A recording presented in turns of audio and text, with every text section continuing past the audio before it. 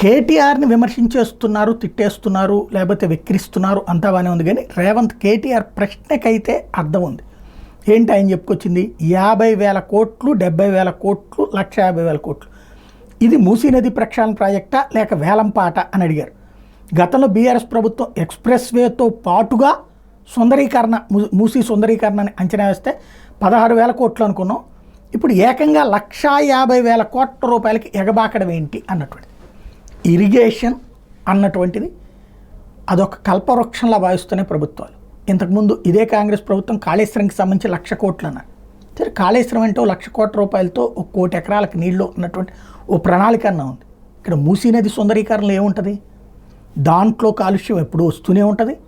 దాంట్లో మళ్ళీ వీళ్ళు సుందరీకరణ పేరుతో డబ్బులు సంస్థలకు ఇస్తారు, వాళ్ళంతా బాగు చేశామంటారు. 4 రోజుల పాటు దానికి సంబంధించి వార్తలు వస్తాయి. ఆ తర్వాత అది అంతే. మూసీ నదిలోకి నగరంలోని మురికంతా వదిలి ఎలా సుందరీకరణ అవుతుంది? వేరే కాలువ కడతారా, వేరే నది కడతారా?